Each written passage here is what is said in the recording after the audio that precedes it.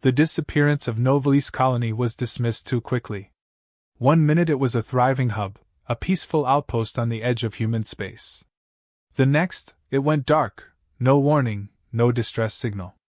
When humanity's diplomats approached the Galactic Council, they were met with a cold, procedural statement, an unfortunate accident. The words rang hollow, and humanity was left with no real answers. But the Earth Collective had resources beyond diplomacy. Intelligence operatives began digging, tracing any leads they could find. Finally, they uncovered a piece of evidence that changed everything, a signal trace from a Shokesh military vessel, positioned exactly where Novalis had been located just before its destruction. The Shokesh, a respected and wealthy mining species within the Council, had been nearby, and their presence was no coincidence. It wasn't just the evidence that stung. The Shokesh were known for their mining operations, notorious for pushing boundaries, sometimes skirting the Council's own laws when they could. Humanity's investigation pointed to a motive: Novalis colony had been situated on rich mineral veins. Resources the Shokesh wanted. Resources they were willing to kill for. With the evidence in hand, humanity's diplomats returned to the Council, expecting swift action. This time, they presented their findings to the Council's leadership, detailing the Shokesh's presence and the probability of their involvement. They asked for an inquiry, accountability, justice for the hundreds of human lives lost in the colony. But they were met with a wall of bureaucratic indifference. Council members brushed aside the evidence, hinting it was speculative, unreliable.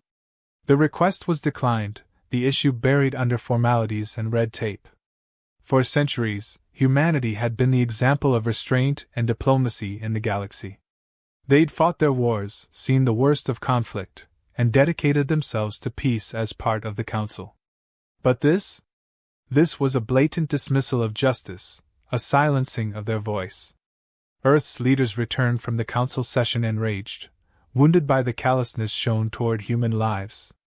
In the days that followed, debates erupted across humanity's colonies and on Earth itself. Some called for restraint, a third attempt at diplomacy. But more voices clamored for something else: accountability, something humanity wasn't sure they could achieve within the Council's constraints. And so, quietly, humanity's leaders and top military advisors met, making a decision they hadn't considered in generations. If the Council wouldn't grant them justice, they would take it themselves. Earth's message to the Shokesh was blunt and uncompromising. The destruction of Novalis colony demanded immediate reparations and full accountability. Humanity had laid out its findings, demanded an acknowledgement of guilt, and insisted that the responsible parties face consequences. But the Shokesh response was nothing short of infuriating: a curt dismissal, thinly veiled disdain, and a statement that essentially branded humanity's concerns as baseless paranoia. The response was met with outrage across human space. For the first time in over 2 millennia, humanity's patience was gone.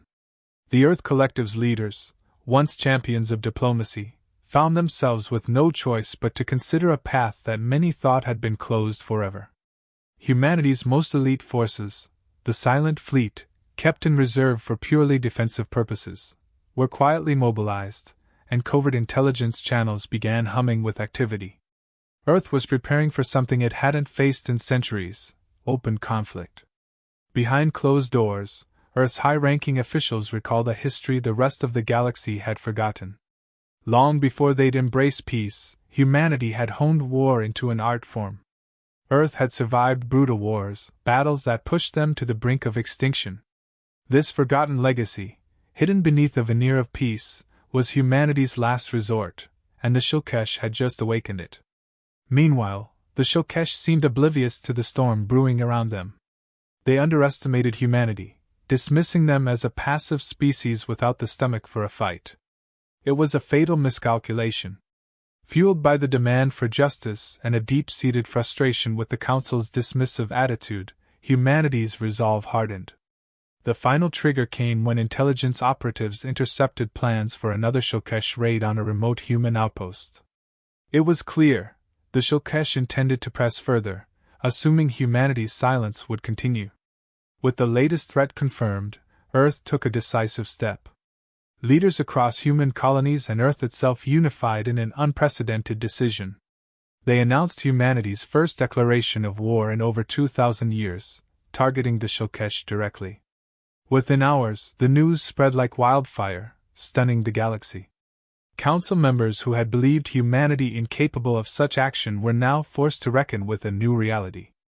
Earth's people rallied, their anger transforming into a fierce determination. They would not be the galaxy's doormat any longer. For the Shulkesh, humanity's declaration was incomprehensible. They had never considered that a species known for peacekeeping could harbor a capacity for retribution. The galaxy held its breath as humanity's forces moved with a precision and unity unseen in millennia. When the first wave of human forces struck, the Shulkesh weren't ready. Used to pushing their weight around the galaxy without consequence, they couldn't fathom the swift, surgical precision with which humanity operated. In mere hours, the most critical Shulkesh outposts were under siege. Communications were cut, supply lines disrupted, and several high-ranking officials were taken out before they even realized they were targets. Humanity's tactics were unlike anything the Shulkesh had faced, relentless, calculated, and remarkably effective. Across human space, the response was resolute.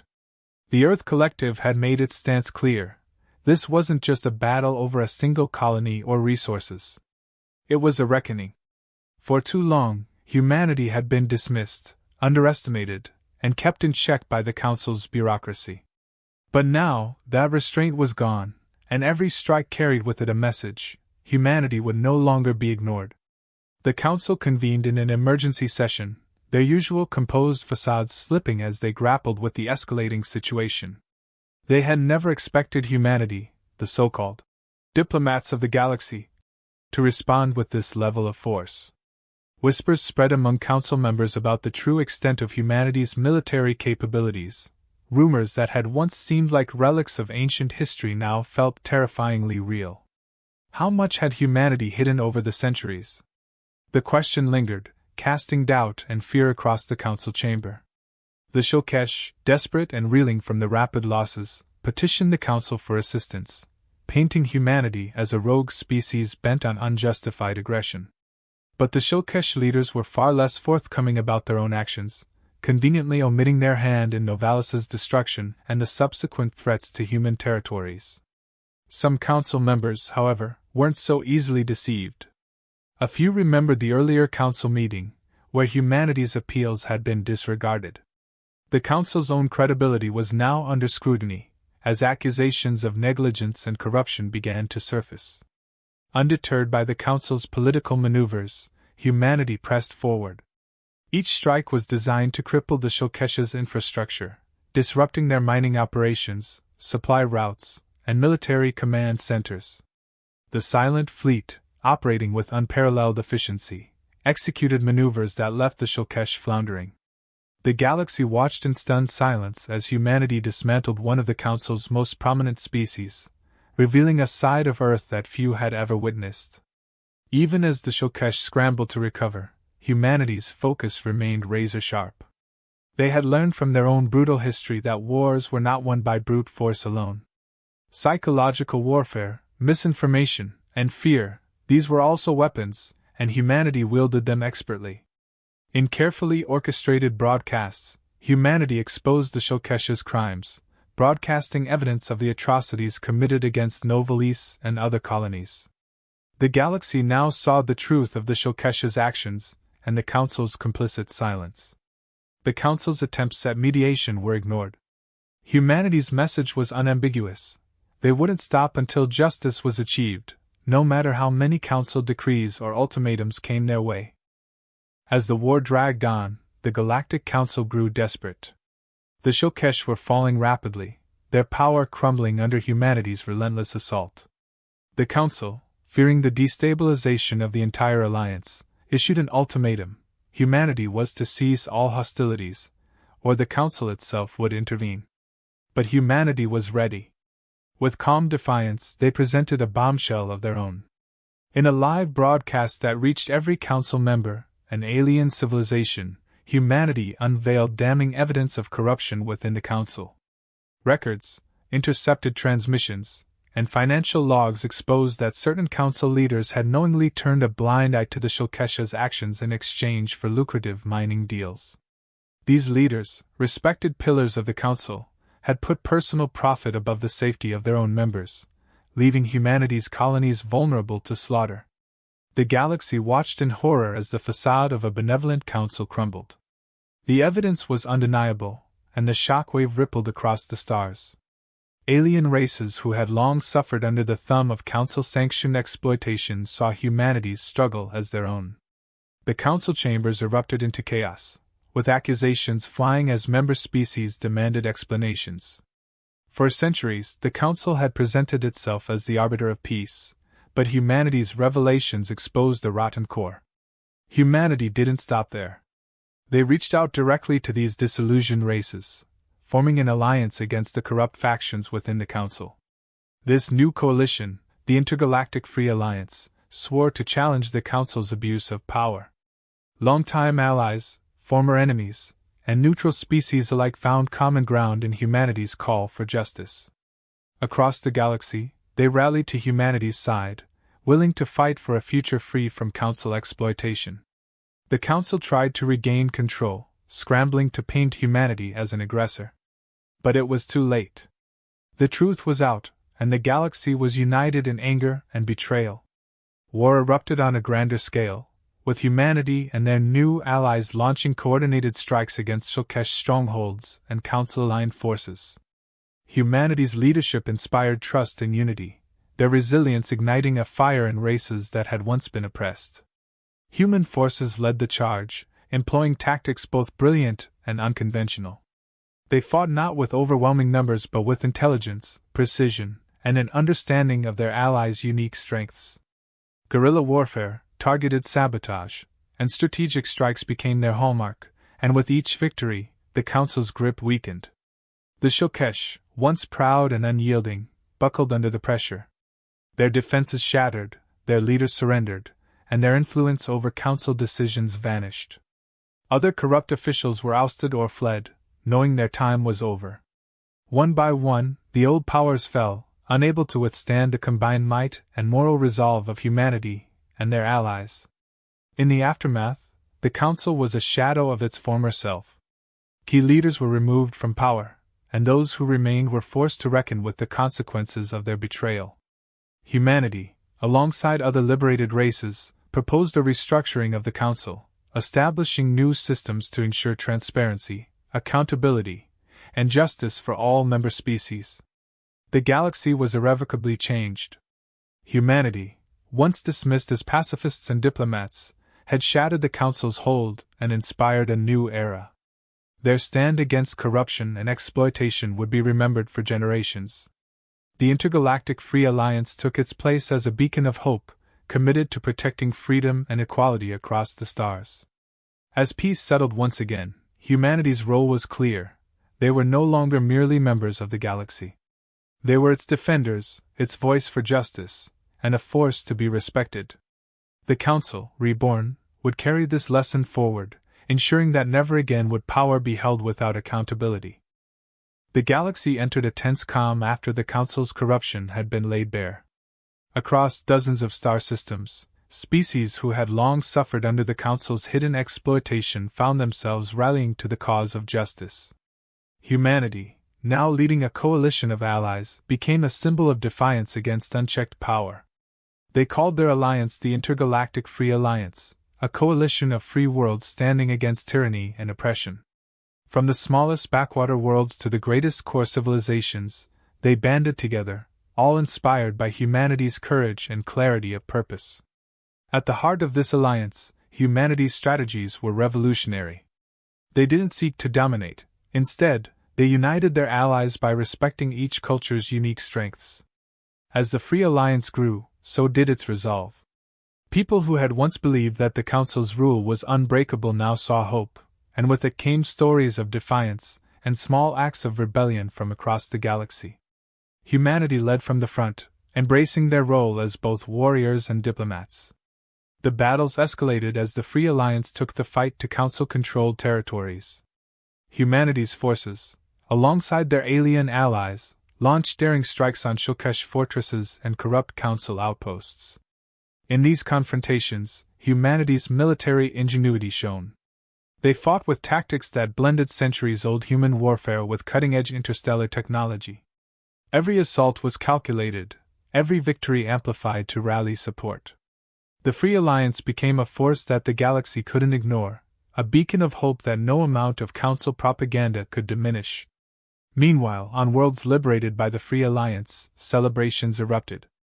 The oppressed felt the weight of fear and servitude lifting, and in its place, a fierce loyalty to humanity's cause grew. Propaganda could no longer paint humans as aggressors. They were liberators, bringing justice where none had existed. Alien allies who once doubted humanity's power now marveled at their adaptability, at the way humans fought with purpose, driven not by conquest but by conviction.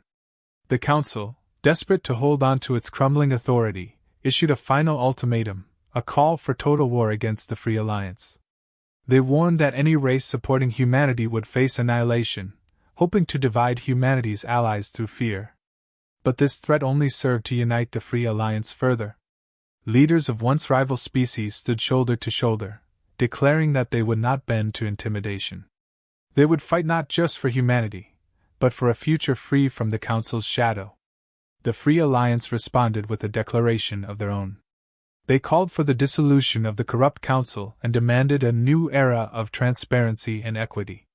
This public challenge rallied even more species to their cause.